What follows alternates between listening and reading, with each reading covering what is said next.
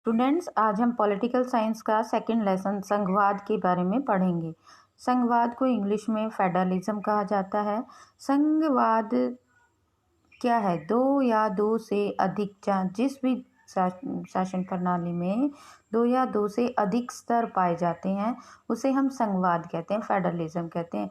स्तर मतलब कि लेवल्स, जैसे सेंटर गवर्नमेंट है, स्टेट गवर्नमेंट है और हमारी लोकल गवर्नमेंट है, यानी कि दो या दो से अधिक जब लेवल स्तर पाए जाते हैं तो उसे हम संघवाद कहते हैं। इस चैप्टर में भी मैं पहले वाले चैप्टर का थोड़ा सा जिक्र करना चाहूँगी कि जैसे बेल्जियम है, बेल्जियम में पहले एकात्मक शासन व्यवस्था थी, यानी कि वहाँ पर शासन का एक ही स्तर था और जो भी उसकी प्रांतीय या राज्य इकाई थे वो उनके अधीन रहकर कार्य करते थे। लेकिन फिर वहाँ पर संविधान में कुछ संशोधन किया गया 1993 के बाद और वहाँ पर जो भी प्रांतीय शासन जो राज्य थे उनको शक्तियों का बंटवारा किया गया और उनको भी कुछ ऐसी शक्तियाँ दे दी गई जिसमें वो अपनी मर्जी से फैसले ले सकते थे।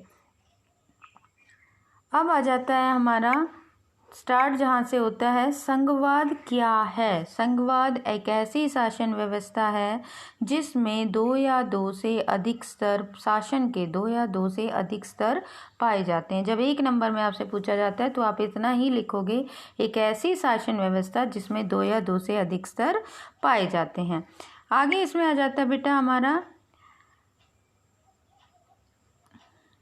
संघीय शासन व्यवस्था में सर्वोच्च सत्ता केंद्रीय प्राधिकार और उसकी विभिन्न अनुषंगिक इकाइयों के बीच बंट जाती है।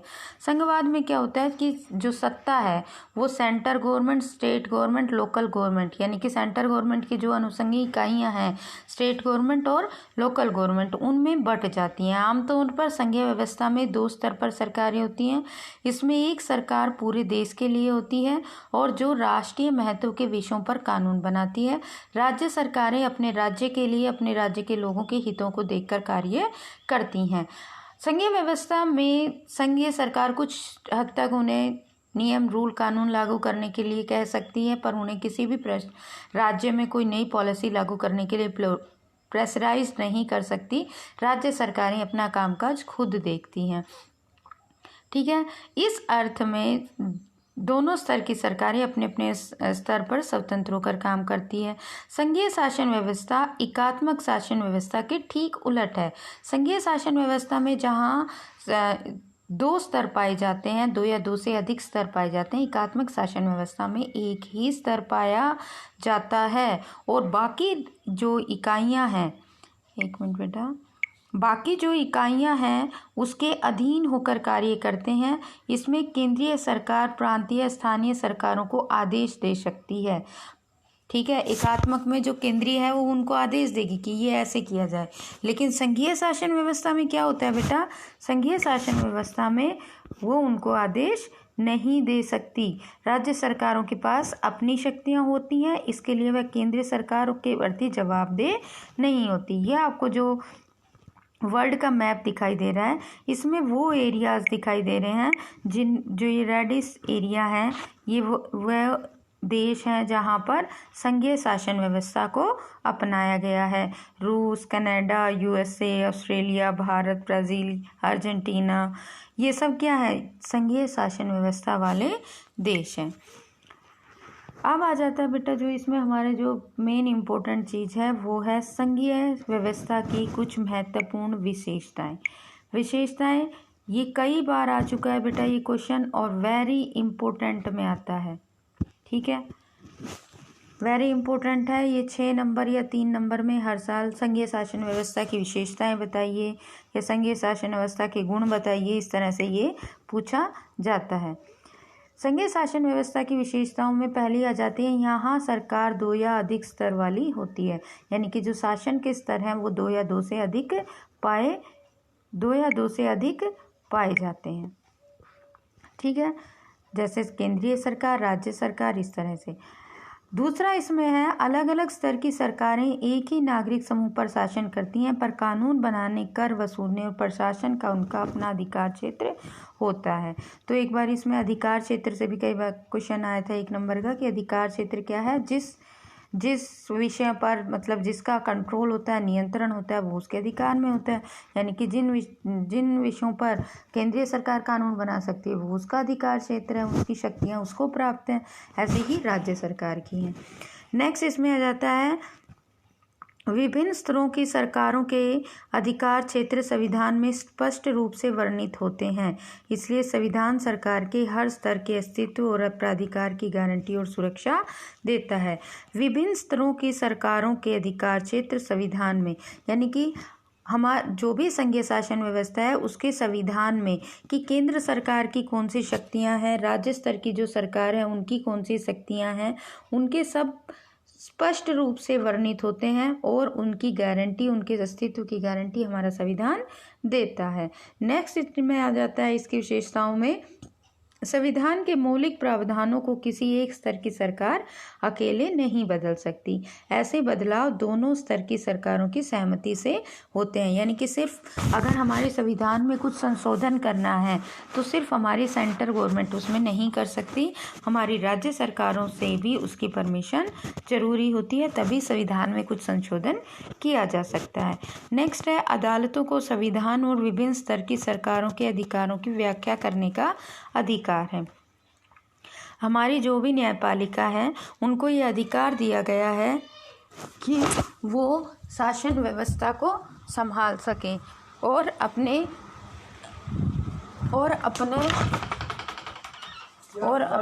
शासन व्यवस्था, अदालतों को संविधान और विभिन्न स्तर की सरकारों के अधिकारों की व्याख्या करने का अधिकार दिया गया है।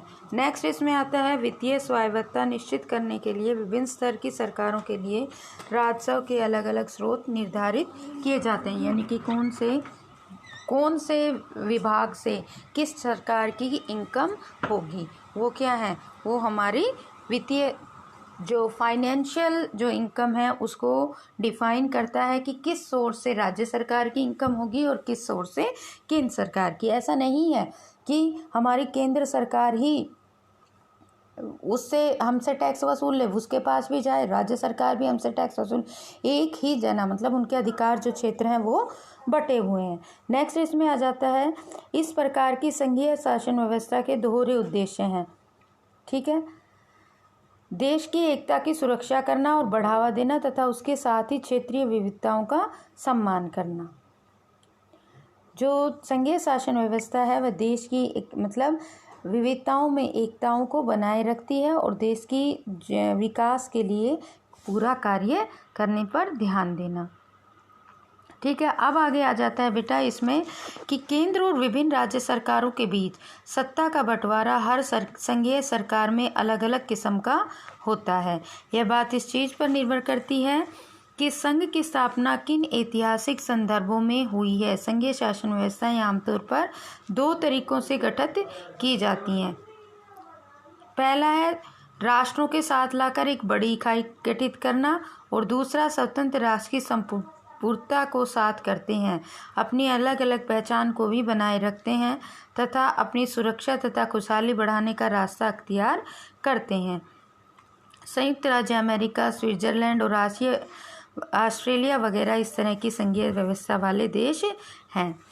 दूसरा संघीय व्यवस्था का तरीका है बड़े देश द्वारा आंतरिक विविधता को ध्यान में रखते हुए राज्यों का गठन करना और राज्य और राष्ट्रीय सरकार के बीच शक्तियों का बंटवारा कर देना। ठीक है, नेक्स्ट आता है भारत में संघीय व्यवस्था कैसी है। हमने बताया भारत भी एक संघात्मक शासन प्रणाली वाला देश है, तो भारत में इसकी स्थिति कैसी है इसको थोड़ा डिटेल में ही पढ़ेंगे क्योंकि बेटा इसके भी बहुत सारे क्वेश्चन पूछे जाते हैं। बेल्जियम और श्रीलंका जैसे छोटे देशों को भी अपने यहाँ की विविधता को संभालने में बड़ी मुश्किलें आती हैं, लेकिन भारत में इतनी भाषाओं, धर्मों और क्षेत्रों के होते हुए भी सत्ता की साझेदारी की जो व्यवस्था है वो बहुत ही सही ढंग से की है हमारे संविधान के अनुसार।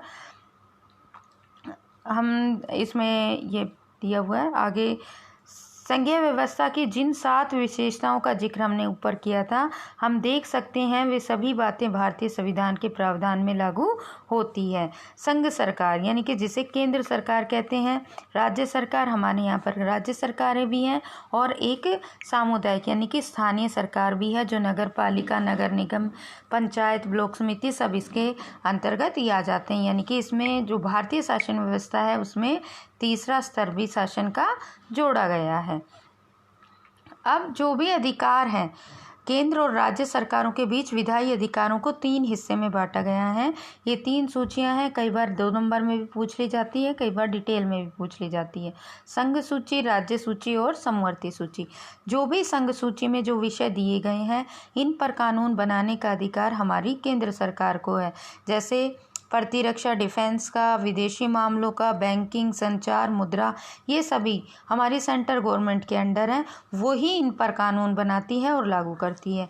दूसरा आ जाता है हमारा राज्य सूची में पुलिस, व्यापार, वाणिज्य, कृषि और सिंचाई जैसे विषय आते हैं, और वहाँ जो भी राज्य सूची में विषय हैं उन पर कानून सिर्फ हमारी राज्य सरकार बना सकती है। जो संघ सूची में है उस पर सिर्फ केंद्र सरकार, और जो राज्य सूची में है उन पर सिर्फ हमारी राज्य सरकार कानून बना सकती है। नेक्स्ट आता है इसमें समवर्ती सूची में शिक्षा, वन, मजदूर, संघ, विवाह, गोद लेना, ये सब विषय आते हैं, और इस पर केंद्र और राज्य सरकार दोनों साझी दिलचस्पी में आते हैं, यानी कि इस पर दोनों कानून बना सकते हैं। लेकिन एक बात है कि अगर दोनों ने, मान लो शिक्षा है, दोनों ने बनाए कानून, राज्य ने अपने लिए, केंद्र ने, लेकिन अगर दोनों ने कानून बनाए और कहीं पर गतिरोध उत्पन्न हो जाए, विवाद उत्पन्न हो जाए, तो मान्य किसका होता है? केंद्र सरकार का ही फैसला मान्य होता है। ठीक है। अब कुछ विषय ऐसे हैं बेटा जो हमारी किसी भी सूची में शामिल नहीं किए गए, क्योंकि जिस टाइम हमारा संविधान बना था उस टाइम पर वो विषय नहीं थे। जैसे कंप्यूटर सॉफ्टवेयर का, इस तरह के जो अधिकार क्षेत्र हैं वो किसी भी सूची में नहीं दिए गए हैं। तो जो भी बाकी बचे हुए हैं उन्हें केंद्र सरकार के अधिकार क्षेत्र में रखा गया है। तो इस तरह से हमने देखा कि भारत की जो संघीय व्यवस्था है यह सबको साथ लेकर चलने वाली व्यवस्था है। भारत में संघ के सारे राज्यों को भी बराबर अधिकार नहीं है, कुछ राज्यों को विशेष दर्जा प्राप्त है। पहले ये बहुत पूछा जाता था ये क्वेश्चन कि जम्मू कश्मीर एक विशेष, क्योंकि जम्मू कश्मीर में अनुच्छेद 370 लागू था, जो अभी पिछले साल ही संविधान में संशोधन करके हटा दिया गया है। ठीक है। पहले क्या था, जम्मू का एक अलग संविधान था और जम्मू को एक विशेष राज्य का दर्जा प्राप्त था, जो सभी राज्यों में लागू किया जाता था, वो जम्मू कश्मीर में लागू नहीं होता था। लेकिन अभी लास्ट ईयर उसको मोदी सरकार ने कुछ संविधान में संशोधन करके उसमें कुछ चेंज कर दिए हैं। अब जम्मू कश्मीर एक राज्य ना होकर प्रशासनिक केंद्र शासित प्रदेश है, और यहाँ पर भी सभी के, यहाँ का विशेष अधिकार जो था वो सब समाप्त है। पहले उसके अंतर्गत क्या था कि वहाँ पर कोई भी बाहरी राज्यों का कोई भी व्यक्ति वहाँ पर जाकर ज़मीन नहीं खरीद सकता था, रह नहीं सकता था, और वहाँ का राशन कार्ड, नागरिकता नहीं ले सकता था। लेकिन अब ऐसा नहीं है। फिर आता है इसमें केंद्र और राज्य सरकारों के बीच सत्ता का बंटवारा हमारे संविधान की बुनियादी आधार पर। जैसे हमारे बुनियादी बात है, यानी कि हमारे संविधान में जो सत्ता का बंटवारा है वो केंद्र और सरकार के बीच बेसिक रूप से किया गया है। अकेले संसद इस व्यवस्था में बदलाव नहीं कर सकती, और किसी भी बदलाव को पहले दोनों सदनों में 2/3 बहुमत से मंजूर किया जाता है, फिर कम से कम आधे राज्यों की विधानसभाओं में उसे मंजूर करवाना पड़ता है, तब कोई उसमें संशोधन या चेंजेस किए जा सकते हैं। संवैधानिक प्रावधानों और कानूनों के क्रियान्वयन देखरेख में न्यायपालिका की महत्वपूर्ण भूमिका होती है। आगे इसमें जो इम्पोर्टेंट चीज़ आएगी बेटा वो है संघीय व्यवस्था कैसे चलती है। संघीय व्यवस्था के कारगर कामकाज के लिए संवैधानिक प्रावधान जरूरी है। यानी कि पहले जो ये क्वेश्चन हर साल रिपीट हो रहा है एक न एक सेट में, संवैधानिक व्यवस्था कैसे चलती है। तो पहली संवैधानिक व्यवस्था को चलाने के लिए उस देश में क्या होना चाहिए, संवैधानिक प्रावधान होना चाहिए, यानी कि सभी एक लिखित संविधान होना चाहिए जिसके अकॉर्डिंग वहाँ की शासन व्यवस्था चल सके। फिर आ जाता है एक मिनट। संवैधानिक प्रावधानों भर का होना ही इसमें काफ़ी नहीं है। भारत में संघीय व्यवस्था की सफलता का मुख्य श्रेय यहाँ की लोकतांत्रिक राजनीति के चरित्र को देना होगा कि एक संविधान होना चाहिए।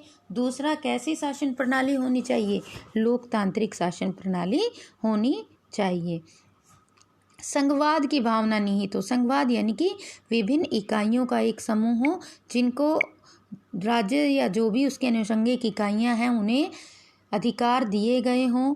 विविधता का आदर हो, यानी कि सभी लोगों के मन में जो भी हमारे देश में विविध धर्म, भाषा, जो भी डिफरेंसेस हैं उन सबको साथ लेकर चलने के लिए एक सामूहिक भाव उत्पन्न हो और साझा आदर्श रूप में उसको स्थापित किया जाए और निश्चित किया जाए। ठीक है। अब संघीय व्यवस्था को चलने के लिए 3-4 बातें आई इसमें बेटा कि पहला तो एक संवैधानिक प्रावधान होना चाहिए, कानून होना चाहिए, लोकतांत्रिक व्यवस्था होनी चाहिए, लोगों के मन में विविधता में एकता लाने के प्रति या साझा भाव से रहने की जो प्रवृत्ति है वो विकसित होनी चाहिए। आज के वीडियो में इतना ही बेटा। जो इसका आगे का बच गया है रिमेन पार्ट वो कल कराऊंगी। ओके।